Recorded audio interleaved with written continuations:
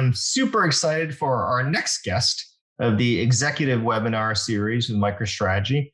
Today, I have with me Lenin Gali, who is the CIO and CISO of Quotient Technology. Welcome, Lenin. Thank you so much for your time. Really appreciate you joining us today. Maybe you can start and tell the audience a little bit about yourself, about Quotient Technology, and some of the work that you've been doing lately. Hi, Fong. Very nice to be here, and a pleasure to share, what we're doing here at Quotient. And a little bit about myself. I am Lenin Gali, and the CIO CISO of Quotient Technology. And prior to being CIO CISO, I've been here at Quotient for 4 years, managing data and engineering products here for Quotient. And, in this particular role, now I'm responsible for data engineering products, as well as the information technology and security of the company. And a little bit about Quotient. So Quotient is a marketing technology company that we do a digital media and promotions technology, creating cohesive omni-channel and brand building and sales driving opportunities for advertisers and retailers through path to purchase. And our platform is powered through exclusive consumer spending data, location intelligence, and purchase intent data, and more valuable outcomes are delivered to the consumers and brands and the retailers. Great. That's really interesting. Our previous guest also was in the business of providing data to end users. And I think it's all and end customers. And I always think it's something that a lot of companies can relate to, whether they're currently monetizing their data or not. So I think this will be a great conversation. Congrats on the new role, by the way, CIO and CISO. That's awesome. Now, you came up through a data responsibility, as you had mentioned before, into the CIO and CISO role. Prior to that, you were the VP of data engineering. Not everybody has that level of background in data and analytics. Tell me a little bit about how that has been able to help you evolve in your career and help you think about analytics in general. That's a great question. So when I started here 4 years ago, we were entering the digital transformation, and in terms of data and moving into from a retail paper-based coupons into digital coupons, and then also offering the platform for not only just for the retailers, but also to advertisers for media and technology and other things. So it helped me get into the weeds of building the innovation through data. And we built a transformational technology pipelines and processes to work with planning and buying, advertising promotions, and targeting advertising and promotions and messaging to consumers and shoppers, and also managing the activations pipelines to be able to collect the data set required for loyalty programs and digital transactions that we actually through that process.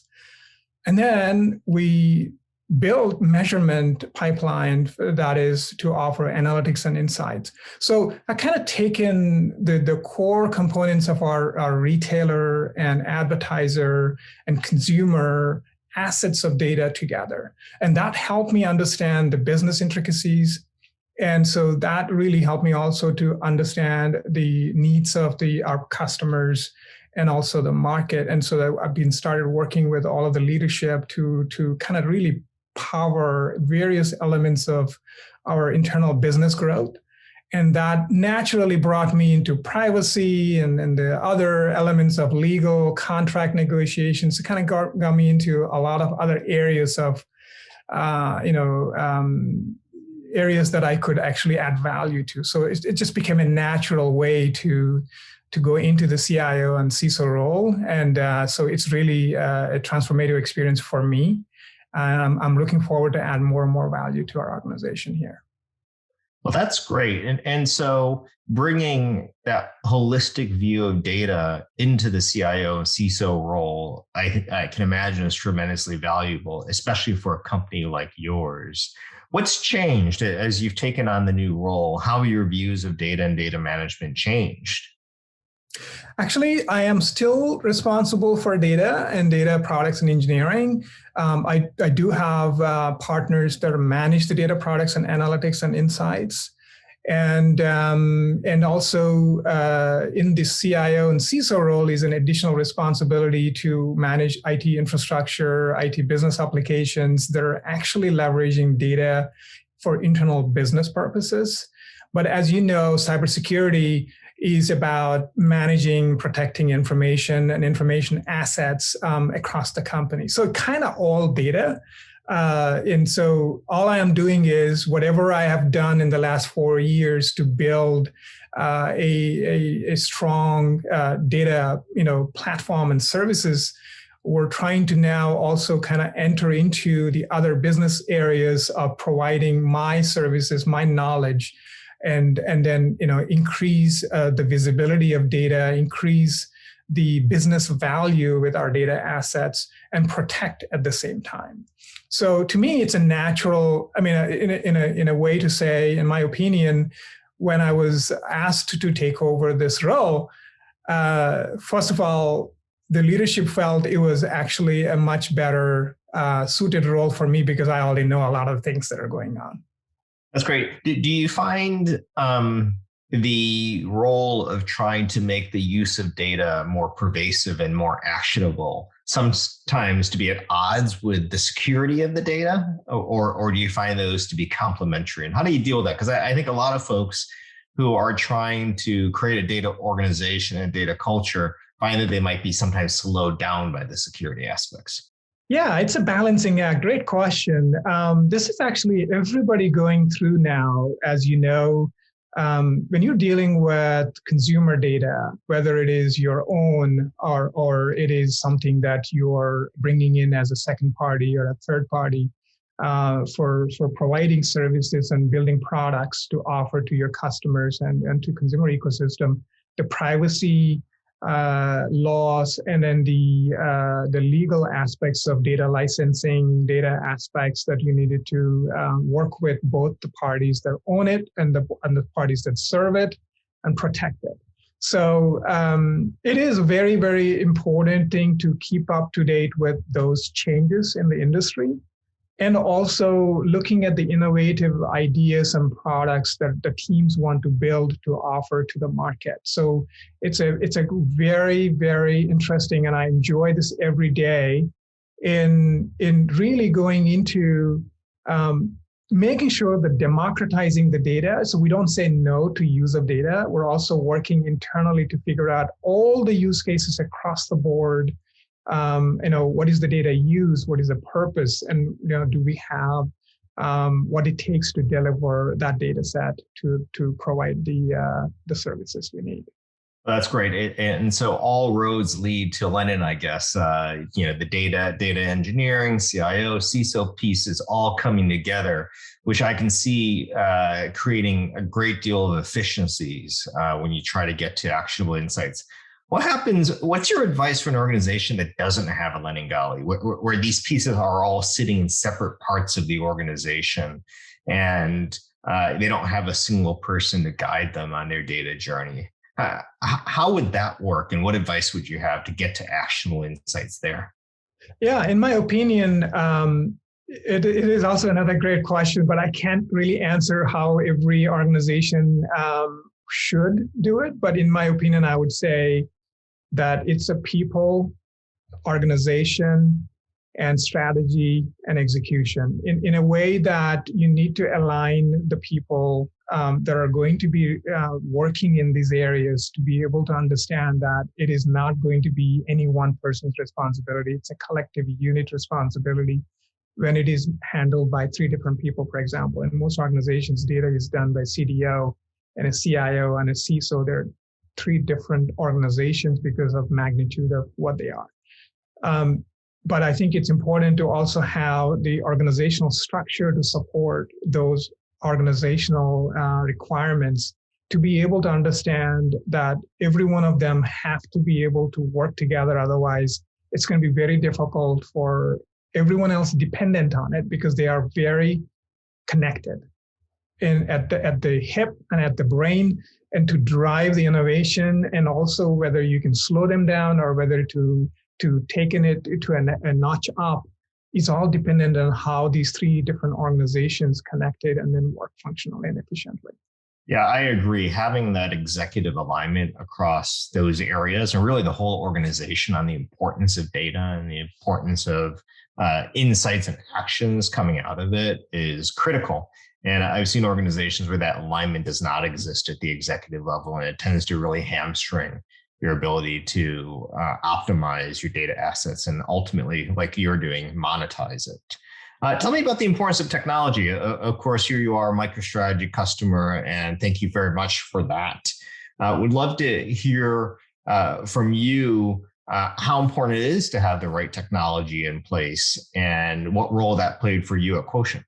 Yeah, actually, the way that that's another great question, by the way, and we are enjoying really having MicroStrategy as a partner, because you guys have been very supportive throughout our journey for the last 4 years. And one of the most important thing for us is that the choice of going with MicroStrategy was already made before I got here. I think my job was really to understand what role it needed to really play in where we needed to go, and defining that strategy and making sure that MicroStrategy has a role. And I played a significant role in being part of your customer advisory boards and being there to listen where you're heading. It gave me the confidence that if we were to just leverage the features and services that you built to also bring in our own needs that we needed to do as a combination, might be the better option here, rather than going alone and then doing our own things. And so the component that, for the technology side is there are building blocks like data management and data servicing. And so the data management aspect is bringing the data, organizing the data, model capabilities, democratizing. Data servicing component is basically where you take the data and used by and how they are going to use it, whether it is an interface for visualizing, or a service protocol that to be able to connect to the data and take the data to another place to be able to work with it. All of these elements were needed to be built for us. And I think it is important for us to have that technology strategy. And so we built that one. And so from there, everything else happened in the last 4 years for us. It's always interesting to see how a technology company makes its build versus buy decision, right? And we, as a software company, went through a long phase about 5-10 years ago where we built everything in-house, CRM systems, HR systems, and we moved to a buy decision on things that are not core to MicroStrategy. How do you make that decision? Well, why not build your own analytics platform? Why not develop it yourself internally versus bring in an external partner? Yeah, that's another great question. It's a struggle. Everybody goes through their journey, and some of these decisions are potentially, and in my opinion, is driven by the organizational culture, organizational ability to do what they can, and also the investment capability and the people. In the end, it comes down to people are making the final decisions of going one way or the other, and who makes the decision depends on what drives the motivation behind it. In our case, I think we needed to have a balancing act. We are a technology company, but we do have our own product needs. However, it's like, should we be building it entirely, or should we be looking for something that can actually get us to a point where we needed to have a partnership so that we don't have to build everything? And that was the decision we made when we started doing in the embedded product pieces and development is that, okay, this is an analytics product.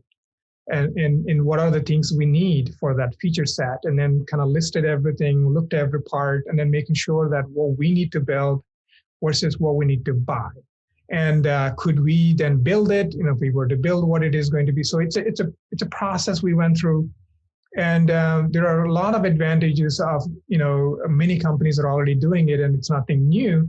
But we decided to also choose based on a criteria that we came up with, and then chose MicroStrategy be our embedded partner to provide certain elements of our data products. Thank you for sharing that. You mentioned earlier that you're responsible for your customers' data. You provide data-driven digital marketing solutions for your external customers. But you also mentioned that you have to provide data to your internal customers, to your employees who rely on data insights on a daily basis to make decisions. Tell me a little bit more about what you're doing for your internal teams and what the data ecosystem you've built and the culture that you've built and how you're evolving. Data is fluid, right? And it needs to be enabled to be able to to serve or answer questions. And a lot of teams across the business are have the needs of data, but then their needs are specific to their departmental scope. And so initially, when we built a platform that is for our customers to leverage our data value and showcasing the analytics and insights that we were able to bring from this data set to them, it really opened the doors. When the conversation started internally, like, hey, we have the need for the similar data needs that we want to use some of these features, cool features that you guys, build, and how do we get to that? And so we looked at, and I think, your team is aware that we stumbled at, some of the companies that are doing in the self-service mode and building their own, products internally, just as we were doing for externally. And we thought, oh, why not? We can do the same thing. And so we've decided to take that journey and started working with our internal business teams to build a self-service portal, which looks identical, if anything at all, as an external customer experience, with the same single sign-on authentication, all security features, simple use, feature set that is actually kind of brings them. And then as they enter, the experience is much more user-friendly than a typical, product experience you would get from a free-form analytical application that is more like, hey, it is for power users, right? Versus a simple users. And so we kind of categorize that simple users, advanced business users to power user capabilities, and then kind of giving them whatever they can need in that ecosystem. Yeah, it sounds like a case where you're now starting to drink your own champagne in terms of the data you provide to your end customers. You're now also using some of that, those lessons learned towards your internal organization. Do you feel like you've passed that point? Do you feel like the internal organization is seeing data as an asset, and they're actually starting to see efficiencies in how you operate, make decisions, et cetera? Are you at that point that most organizations are trying to get to? Yeah. By the way, in my opinion, that's another journey as a leader that you go through in the organizational maturity. As you're maturing in the organization where data becomes part of your day-to-day, the demand for that data comes from various different sides of the business, and you just need to start looking at what is that and how to prioritize what they're asking. Most of the times, the business intelligence world in the old days and even current days, how they are structured is that the business intelligence team used to drive most of the decisions and then basically give the users what they want. We just flipped it. We just have the data and you tell us what it is that you need, and then we just service it for you. So now the responsibility is on them rather than this one team became the bottleneck in the old ways, how it used to work. We now also embedded people in those teams that are actually consuming the data, and it made it even more easier when you have the people that are actually inside the teams to work with it, rather than centralized in one business intelligence team. Both have its own merits and disadvantages depending on organizational structure. But to us, if you want to empower and the use of data and the ownership onto the people who wants the data, then you get more results and better adoption rates than when you're centralizing in an organization to begin with. To some degree, I think that transformed in our case. And the other part also that really helped us is that the awareness of data is actually already happening in the industry, where data is now an asset for the organization, both our internal data from a business point of view, but also for our customers. We made that already, that jump that we've already made, that jump in the last 4 years. Now it is much more easier to do that internally. Yeah, it's the old adage, knowledge is power, or in this case, data is power. And the traditional view is to centralize that, often for security purposes, amongst a few. And it sounds like you've been able to actually share that out, democratize that to the whole organization, and therefore release a lot more of that power. So that's awesome. You've been able to do that. So what tips would you provide to other senior leadership that might be watching you now across two areas? The first one is building the technology and the infrastructure that will create value beyond simply just organizing information. And maybe the second area, this whole build versus buy decision, embedding technologies to bolster the effectiveness of your tools that you're developing. Well, what tips and lessons learned can you share with the group? Oh, great question. Everything I share here stems from my own experience, and obviously there are successes and there are failures in every one of these things for everybody that is going to go through this journey.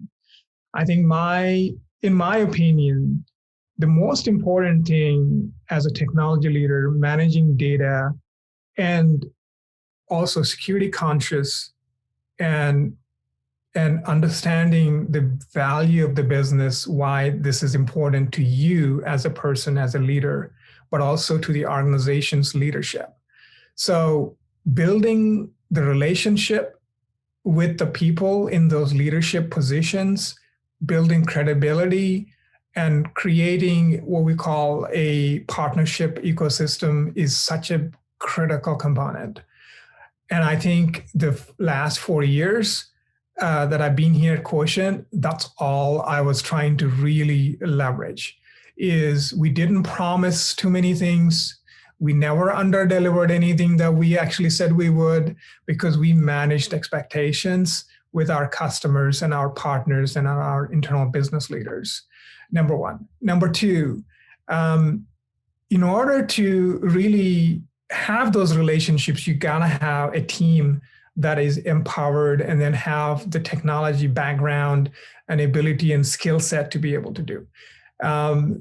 One of the most important thing that really even resonates with me is that when I first came here, is that my plan was to really cloud scale ready infrastructure, cloud scale ready products and services. It's not about just building something just for a year and then figuring things out and another year.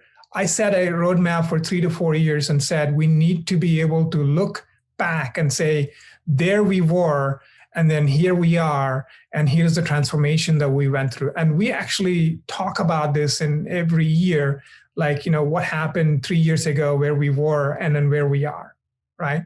And so that strategy was really another important thing that really helped me and my team, so that we are set focus on every year improving and upgrading everything that is a technology debt in our organization, and especially for the data parts, and got rid of almost all of them.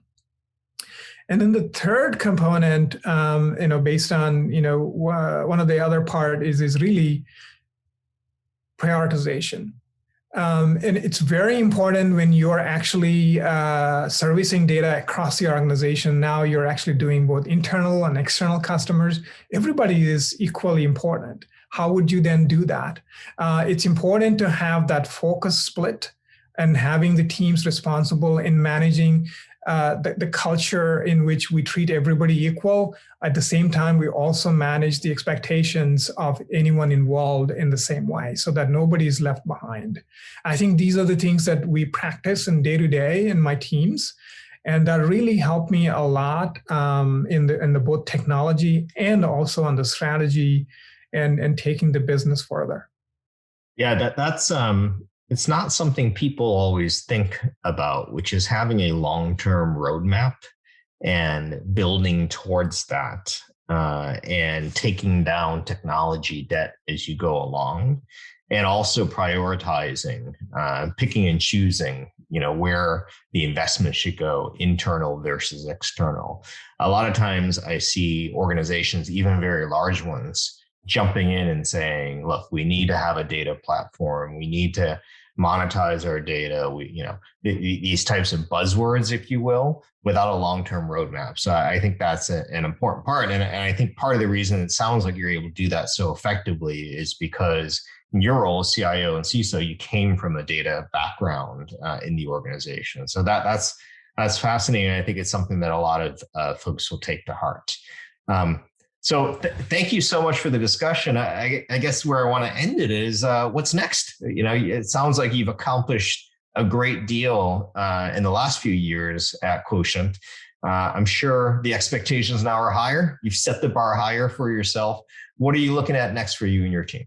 Great question. I think it's a great way to ask me the toughest question that I need to answer, because whatever I say here is going to be something that we need to measure going forward, right? So go right into your objectives. Right into my objectives. So I think the last 4 years really helped me understand the value that we could really bring to the organization through data. And the next 4 years is really going to help me, being an optimist, and always looking to do more with less. And also define a 3-year strategy, which we already did for our infrastructure and security, and figure out how are we going to get where we needed to go and take along everything else we build and build more and more innovative products and services and provide both internal innovation for business and then while protecting the entire organization through cybersecurity protections. And I think it's very important for me to have this balanced overview across all the three elements to be able to serve our team and our organization. Great. Well, that's an ambitious agenda for your next 3 to 4 years, and broad enough that you didn't spill any of your company secrets. So thank you for sharing all of that. Fantastic conversation, Lenin. I think the things that you've done at Quotient are quite amazing, you and the organization. And I love the career path going from a data route into CIO and CISO. I don't think you would have seen that 10, 15 years ago. And it just further emphasizes the importance of data in pretty much every organization on a go-forward basis. So thank you so much for your time.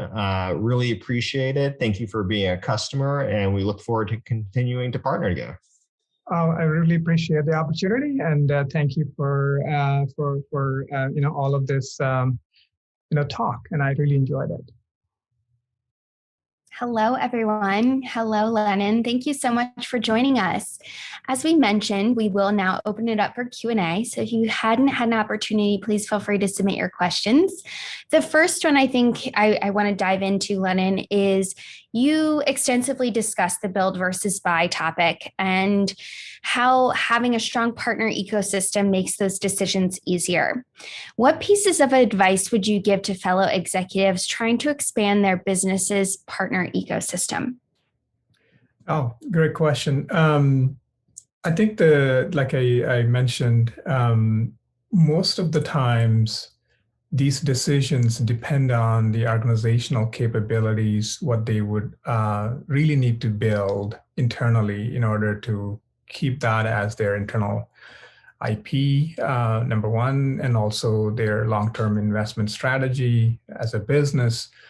And the other component that really matters is the people. and then the type of organization you are as a culture and the people that you have in the teams.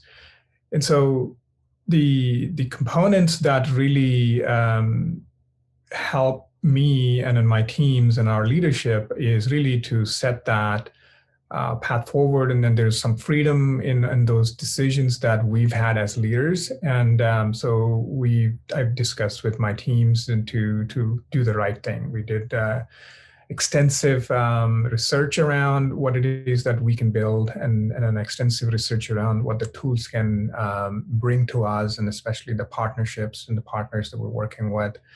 And I think that's important. So you got to know what it is that you're strong at, and then what it is that your business really requires for you to focus on, and then the people that you have, and then investments you have catered for. And I think these components really determine, the right strategy for picking the right partnership and then going forward.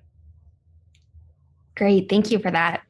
The next one is, you mentioned cloud-ready products are a must-have for Quotient Technology's roadmap. Can you speak to some of those challenges various departments faced and how these cloud-ready products have helped solve them?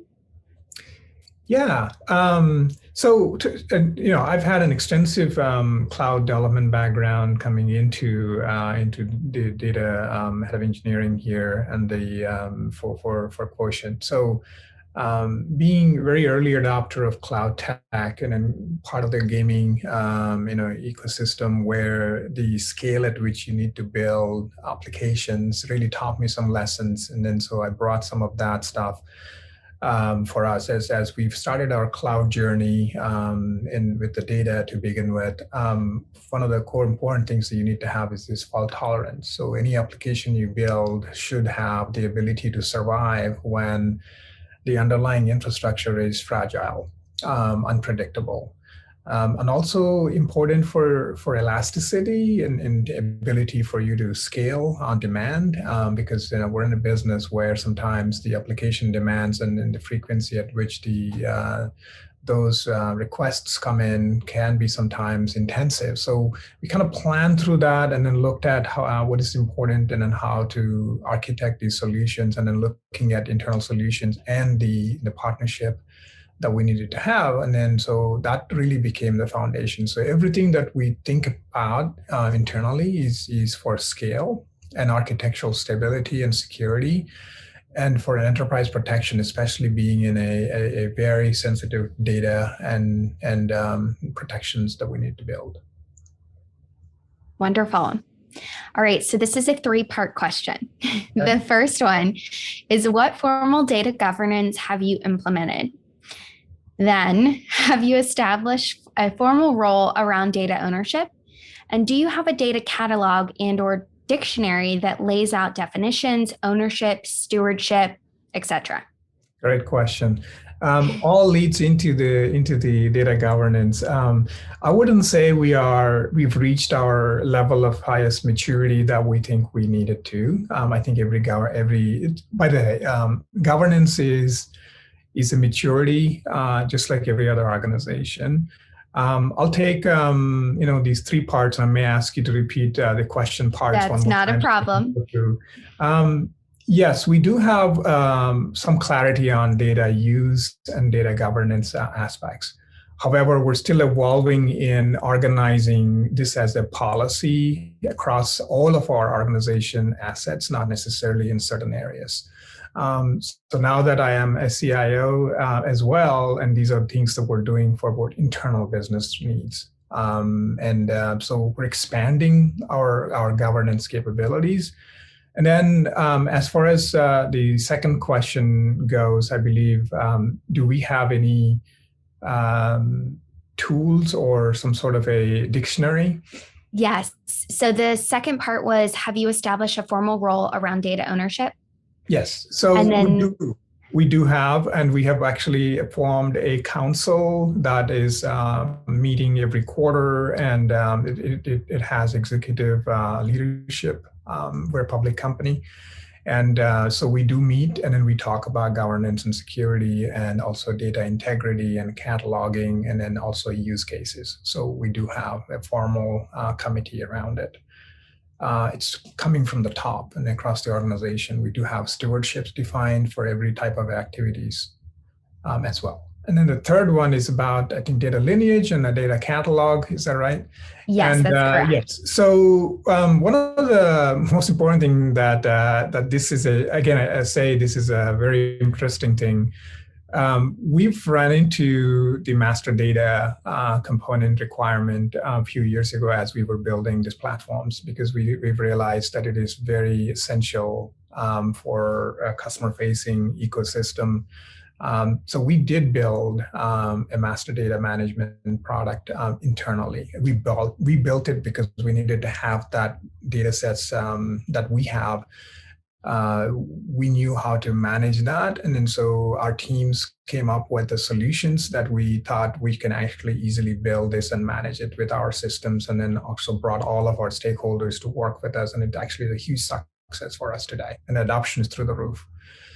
The enterprise side of the data master data management journey is actually going through right now. So we're still working through certain assets and then other things that we needed to bring together.